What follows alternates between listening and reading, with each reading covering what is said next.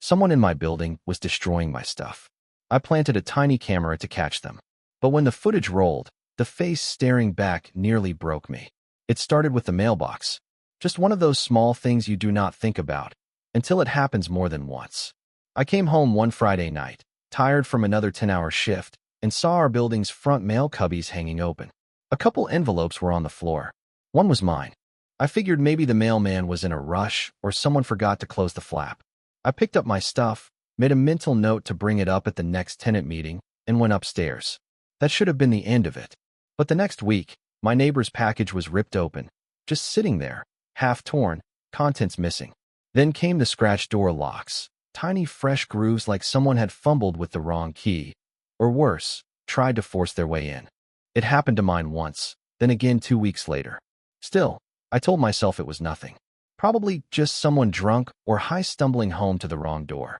Until the planter disappeared. That one stung. It was this cheap clay pot I bought from a garage sale, filled with soil and fake succulents I thought gave the hallway some life. I am not exactly a decorating guy, but that little planter made the place feel less sterile. I placed it by the elevator, and for 2 months, it sat there, harmless. Then one day, it was gone. No note, no broken pieces, just vanished. That was when the pit in my stomach started. I mentioned it to a guy on the second floor, Greg, who just shrugged and said, "Stuff goes missing sometimes. People are weird." He had this way of talking like nothing in the world surprised him anymore. I did not push, but inside, I was unsettled. Over the next few weeks, more things kept happening. A welcome mat soaked in some kind of sticky soda. Someone knocked over the recycling bin and left it like that. Glass bottles shattered everywhere. My Amazon package was delivered, and all I got was the torn-up cardboard, like someone had peeled it open, took what they wanted, and left the scraps behind. It was always in the front entrance or just outside apartment doors. Nothing stolen from inside. Nothing violent. But it kept happening, and nobody else seemed to care. The landlord blamed the mail carrier. The mail carrier blamed the tenants. The tenants? Most acted like I was being dramatic. A woman on the 3rd floor even laughed when I brought it up, saying, "Maybe you just have bad luck." But it was not bad luck. It was something else. I could feel it, some quiet kind of menace slipping through the cracks of this building. Something that watched and waited. It was not just carelessness. It was deliberate. I started to keep my keys between my fingers when walking to the entrance at night. I stopped ordering things online, and I began watching everyone. Something was not right, and I was going to find out what it was. I started paying more attention to the little things, like how Greg always took the stairs, even though the elevator worked just fine, or how the woman from 3B, Marie, I think, rushed past the lobby every morning, never looking anyone in the eye. There was an older guy on the 1st floor, too, Mr. Dyer, who always seemed to be peeking through his blinds when I came or went. His apartment faced the front entrance. I started wondering if he saw anything. I tried asking once. Knocked on his door with some excuse about a missing package. He opened it just wide enough to show one bloodshot eye and said, "I mind my own business," before shutting it again. Right. I wanted to believe it was someone from outside the building, some random vandal or porch pirate. That would have made things easier. But the longer it went on, the harder that was to accept. Whoever it was, they were getting bolder. A fire extinguisher was knocked off the wall by the stairwell, just lying there, bent and dented like someone had slammed it down for no reason. Someone unscrewed the light bulb above the front entrance, too. I saw it flicker a few nights before it went dark completely. The hallway felt different after that, more like a cave than a home. And then came the scratches. They started showing up on my door, just below the peephole, tiny marks at first, then deeper, more jagged. One night, I ran my hand across them and felt this sharp edge where the paint had peeled. I stared at that spot for 10 full minutes, listening to the hallway breathe around me. Nobody else's door had scratches, just mine. That was when the isolation began creeping in. I brought it up at the tenant meeting, and people just looked bored or annoyed. One guy rolled his eyes when I mentioned the missing planter. Another lady mumbled something about kids playing rough. Nobody believed me. Not really. Or maybe they just did not want to get involved. I started to feel like I was the only one paying attention. The only one who saw how wrong things were becoming. I stopped trusting people. Every creak in the hallway made my chest tighten. Every laugh behind a door felt like it was about me. And the worst part? There was no proof. No footage, no witnesses, no confession. just the feeling that something was slipping, one quiet incident at a time. That was when the thought came to me. I needed to stop guessing. I needed to know. I needed a camera. But I had no idea what I was going to catch. And once I saw it, I would never be able to unsee it. What I found next left me completely speechless. It took me 3 days to figure out how to do it without anyone noticing. I bought one of those tiny security cameras online. Looked like a USB charger, but it had a hidden lens. Motion activated, low light, no blinking lights or sounds. Perfect. It arrived in a little brown box, no markings, just a folded instruction manual and the device itself. I charged it in my kitchen while pacing in circles. The plan was simple. Plug it into the outlet next to the hallway mailboxes and aim it at the front entrance. I figured whoever was messing with stuff would come through that way, especially at night. I timed it out, waited until almost 2 in the morning when the building was dead quiet, then crept downstairs in socks to avoid making noise. Plugged it in. It looked just like a phone charger. I went back upstairs, heart pounding in my throat. The next morning, I checked the footage. Nothing. Just empty hallway, a flickering light, and Greg from 4C coming in with a bag of fast food at 1:14 a.m. Day 2, same thing. Someone dropped a piece of junk mail. A pizza flyer. That was it. But on the third night, I caught something. At 3:07 a.m., the hallway light blinked twice, then steadied. And then movement. I watched the figure come into frame, slow and almost cautious, like they were trying not to make noise. My breath caught as they leaned down near the packages stacked by the wall. They were wearing a hoodie. Dark. The hood was pulled up tight, face hidden, head angled downward like they knew where the camera might be. Whoever it was, they moved fast, ripped open a box, dumped the contents into a tote bag, then turned and walked away. Not ran. Walked. Like they were not afraid of being caught. But that was not what messed me up. What really got to me was the way they paused just before leaving the frame, stopped right under the camera, and looked up, only for a second. But it was enough. The hood shifted, and I saw part of their face in the dim light. A cheek, a jawline, a flash of something familiar. I felt my stomach turn, because I recognized them. Not a stranger, not a delivery driver, not a random thief off the street. No, it was someone who lived in the building. And worse, someone I had talked to that week. I just did not know yet why they were doing it. But I was going to find out, even if it meant getting closer than I ever wanted. The next night, I set a trap. I barely slept that night. Just kept replaying the footage over and over. The angle of the jaw, the way the person moved, it was all too familiar. I could not place the name yet, but I knew I had seen that face in the elevator, maybe even shared a conversation or two. The next day, I walked around the building like nothing was wrong. I nodded at people in the hallway, forced a few polite smiles. Inside, I was watching every move. Watching their body language, listening to their footsteps. Trying to figure out who walked like that. Who might pause under a camera without flinching. Who could get a package like it was no big deal. That evening, I set the trap. It was nothing fancy. Just a decoy package, wrapped like something expensive. I used a real box from an old electronics order, filled it with newspapers, added a fake shipping label, and placed it right by the wall where the last one had been stolen. Then I angled the camera down just a little more. Aimed it so I would get a better shot of their face this time, if they came back. And then I waited. I sat in my apartment all night, nerves jumping every time the elevator dinged. Midnight passed. Then 1. Nothing. At 2:15, I gave up and went to bed with the kind of heaviness in my chest that feels like cement. But when I checked the footage the next morning, they had come back. At exactly 3:11 a.m., same as before. Only this time, they were not wearing the hoodie. I leaned in, breath held. It was Marie. From 3B. I stared at the screen, not believing what I was seeing. She walked up to the decoy box like it was hers. Looked around, bent down and picked it up, all casual, like she was on a stroll through her own living room. She even shook it a little, like she was trying to guess what was inside. Then she walked out of frame. That was it. Marie. The one who had laughed when I mentioned the missing planter. The one who always looked half asleep and harmless.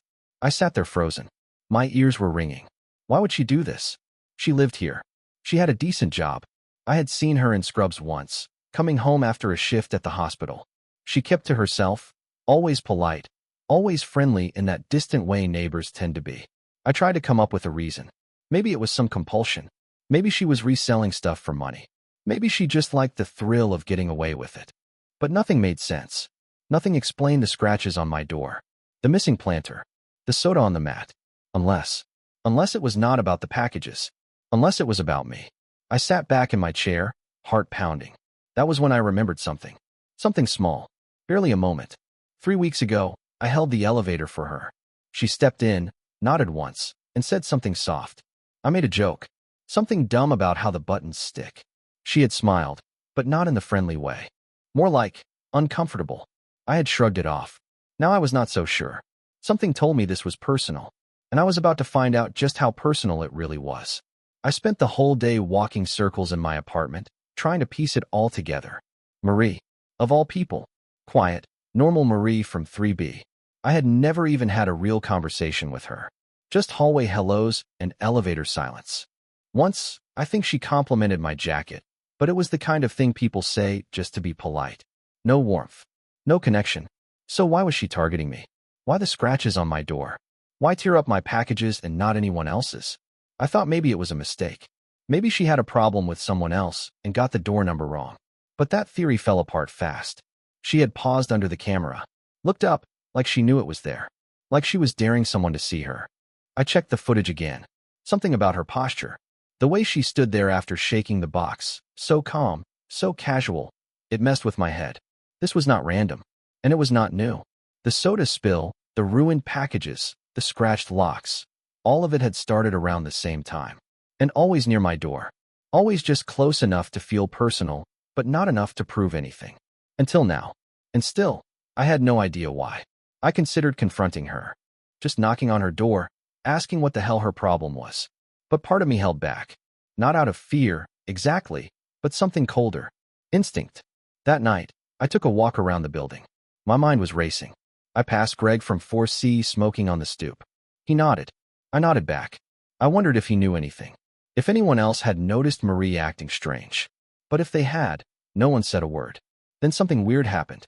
As I walked past the mailboxes, I saw it. Another note taped to the wall. I stopped cold. White paper, black marker, bold letters. Check your surroundings. No signature. No explanation. Just those 3 words, written like a warning. My hands went numb. I looked around, half expecting someone to be watching. The hallway was empty. Dead silent. I reached out and peeled the note off the wall. The tape came away easy, like it had just been placed there minutes ago.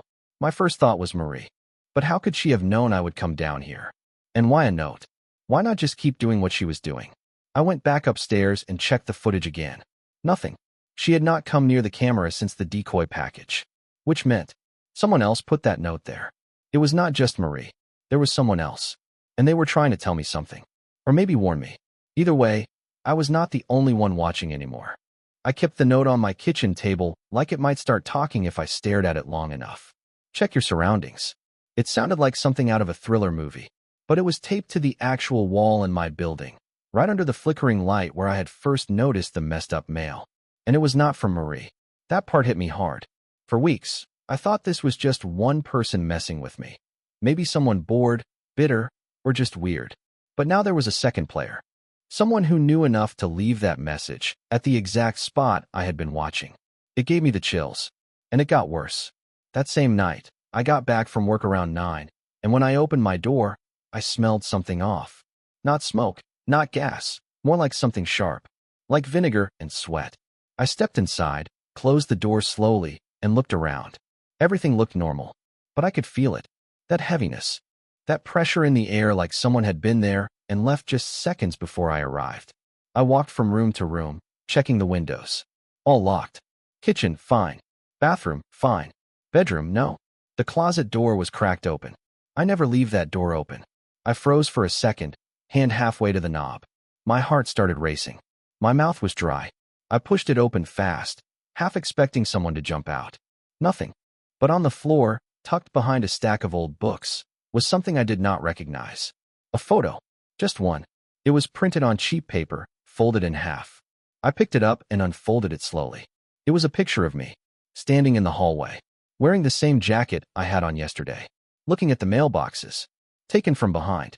I sat down hard on the bed, photo in hand, pulse thudding in my ears. Someone had been following me. Someone had gotten into my apartment.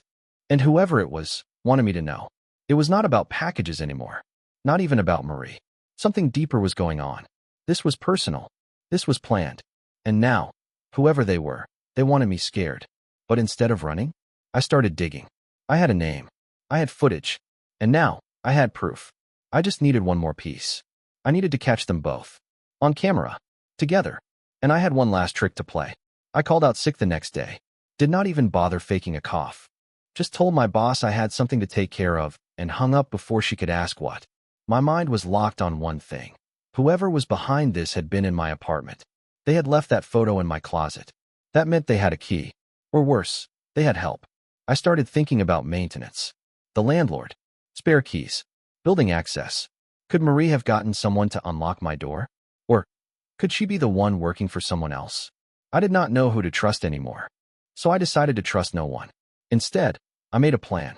The camera by the mailboxes was too far from my apartment to catch whoever came in. I needed eyes on my hallway, on my door. So I ordered a second camera, this one disguised as a smoke detector. I paid extra for overnight shipping, installed it on my ceiling just outside my apartment door. Angle was perfect. Covered the full hallway, front to end. Then I packed a small duffel bag and left the building. But I did not actually go anywhere. I just circled around to the back alley and waited in my car. My goal was simple, make it look like I was gone all night. If someone tried to break in again, I would have them. For hours, I sat there, engine off, windows cracked, waiting. Nothing happened until after 1 in the morning. Then, movement. I watched from the driver's seat, eyes fixed on the screen of my phone, streaming the live feed from the hallway camera. At 1:27 a.m., a figure came into view. Marie. But she was not alone. Behind her, just a few feet back, was Greg from 4C. The guy who always smoked on the stoop. The guy who said stuff goes missing sometimes, like it was no big deal. Marie approached my door like she had done it 100 times. Greg kept watch. She knelt down, pulled something from her coat, looked like a paperclip or maybe one of those slim lock tools, and started working the knob. She was fast. Within 30 seconds, the door popped open. She looked back at Greg, and he gave this little nod. They slipped inside. My throat tightened. I waited 2 full minutes, then bolted out of the car and sprinted to the building. I took the stairs 2 at a time, heart pounding, fists clenched. By the time I got to my floor, the hallway was quiet. My door was cracked open. I pushed it wide. Inside, they were both standing in my living room. Marie with her hand halfway inside my drawer, Greg flipping through one of my notebooks. They both froze. Marie's face went pale. Greg looked like he wanted to run. And I just stood there and said one thing. Smile? You're on camera. The truth was finally cornered. But the reason behind it? That was something I never could have guessed. Greg moved first. He dropped the notebook and raised both hands, like I had a weapon. Marie just stood there, frozen, her mouth slightly open like she wanted to speak, but forgot how. I pointed at the ceiling. There's a camera right outside the door. Another one down by the mailboxes. I have all of it. Every time you came near my stuff. Marie's eyes darted to Greg, then back to me. Her voice came out quiet. You weren't supposed to be home. I stepped forward, just enough to block the door. I was shaking, but not from fear. From something worse, betrayal. Greg started stammering. Look, man, we didn't take anything. We were just checking on something. Just trying to. I cut him off. Save it. My voice was lower than I expected. Cold. The kind of tone you get when the dam finally breaks and everything inside you turns to ice. Marie finally spoke, and what she said cracked everything wide open. It was not supposed to be like this, she said. You were never the target at first. That hit me like a brick. At first, I just stared. She kept going, like a floodgate had burst. Greg and we were looking for something. Something in the building. We thought it was in 2C, but then you started asking questions. You started watching everything. And then, you put up the camera. I blinked. You're telling me you broke into my apartment, trashed my packages, and scratched up my door. Because of what? A mistake? Greg chimed in. It was not personal, man. You were in the way. I wanted to scream. I wanted to hit something. But I just stood there, breathing hard, trying to make sense of it all. What were you even looking for? Marie hesitated. And then, softly, she said, my brother used to live here. In 2C. Before he went missing. That stopped me cold. I knew the apartment. A quiet guy used to live there. I had seen him once or twice. Tall, skinny, always wore headphones. Then one day, he was gone. Word around the building was that he moved out suddenly. Nobody thought much of it. But Marie? Marie had a different story. He never moved out, she said. His lease ended last spring. I called him a dozen times. No answer. Then the landlord said he left a note and the apartment was cleared out. But it didn't make sense. He would have told me. He would have told someone. Greg crossed his arms. We think something happened. We thought maybe whoever had the apartment after him had something to do with it. That was you, right? I shook my head. No. I moved in months after that. Marie looked down at the floor. We were wrong. The room felt heavier than ever. It was not just vandalism. It was not about packages or decorations or scratch locks. It was grief. It was desperation. And now guilt. I should call the cops, I said quietly. Greg stepped forward. Please don't. You have every right to. I get it. But we're not criminals. We just didn't know how else to get answers. Marie lost her brother, man. I looked at Marie, really looked at her. She was shaking. Not from fear. From sorrow. I took a long breath and sat down. I had them. Dead to rights. But revenge? That was not what I wanted anymore.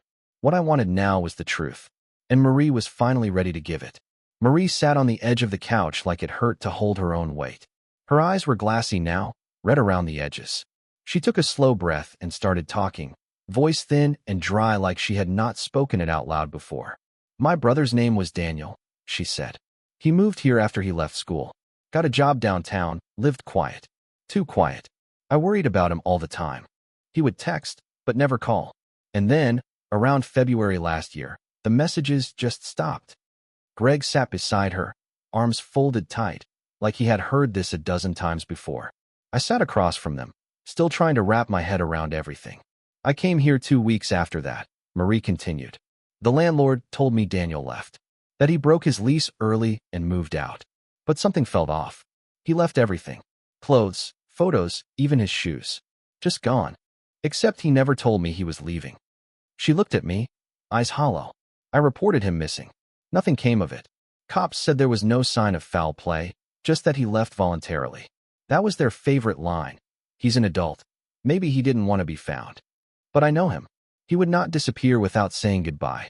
My chest tightened. She looked back down at her hands. We were desperate. We started watching the building. Tried to see if anyone acted strange. Then we saw you, always checking the entrance, watching your packages, setting up cameras. At first, we thought maybe you had found something. Maybe Daniel left something behind, and you were covering it up. Greg cut in. And yeah, we did some stupid stuff.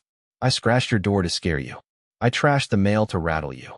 I figured maybe it'd make you talk if you were hiding something.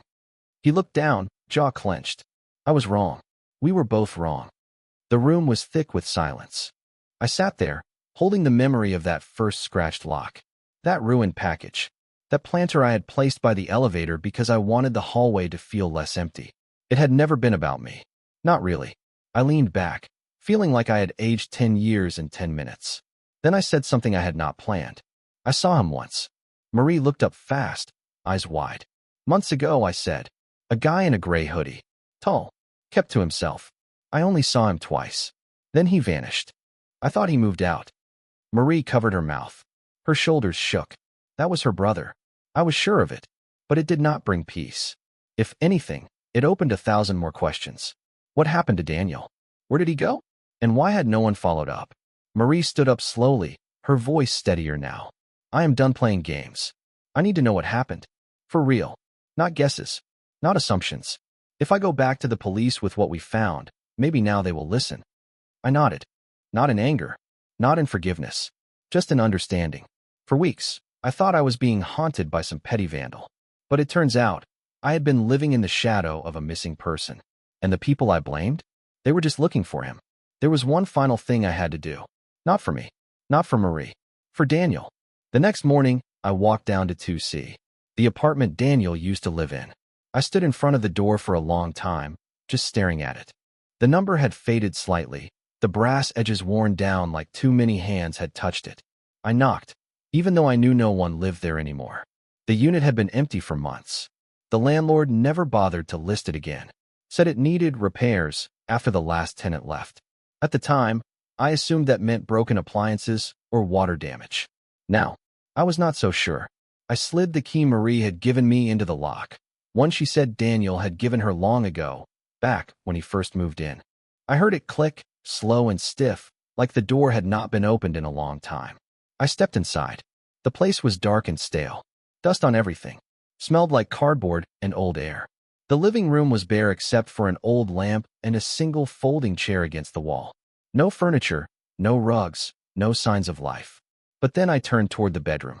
That is where I saw it. In the back corner of the closet, tucked behind some rotting baseboard trim, was a shoebox. I crouched down and pulled it out. It was heavy, taped shut, the edges yellowing. I peeled the tape off slowly, heart racing like I was opening something sacred. Inside were scraps of paper, torn journal entries, and a flip phone with a cracked screen. Most of the pages were rambling, scribbled thoughts about being followed, about noise in the walls, about someone watching him through the vents, and drawings, sloppy sketches of faces, eyes, locks. Marie had said Daniel struggled with anxiety, but this was something else, something deeper. The last entry was dated 2 days before he disappeared. It said, "They keep calling me crazy, but I know what I saw. I know someone was in my apartment while I slept. I locked the door, and it was open the next morning. No broken glass. No signs of a break-in. But I heard it, the door latch. Someone was here." That hit me harder than I expected, because I knew that feeling, that sense of being watched, of doors not sitting right, of tiny things being out of place. Marie had not just imagined what happened to her brother. He had not imagined it either. He had been afraid. He had been alone, and no one had believed him, just like no one believed me. I brought the box to Marie that night. She read through everything without saying a word, her hands shaking the whole time. She clutched the flip phone to her chest like it might still ring. And then she whispered, "He was trying to tell someone." That was when I knew what I had to do. Not call the cops, not press charges, but tell the truth. I gave her the camera footage, the notes, the photo, everything, not out of pity, but because I understood now. When people feel powerless, when they scream into silence, they do not always act rationally. Sometimes they break things just to feel heard. And sometimes they break people too. I never pressed charges on Marie or Greg. They stopped coming around after that. Quietly moved out a few weeks later. No goodbye, no explanation. Just disappeared, like Daniel had. I still live in the same building. Still check the mail. Still listen for footsteps in the hall. But now, I see things differently. Sometimes the scariest thing is not a stranger trying to hurt you. Sometimes it is the people trying to find someone they lost. Even if it means crossing every line. Even if it means becoming the very thing they feared. In the end, I did not want revenge. I just wanted to understand. And now? Now I do. The damage made sense. Because finally, so did the silence.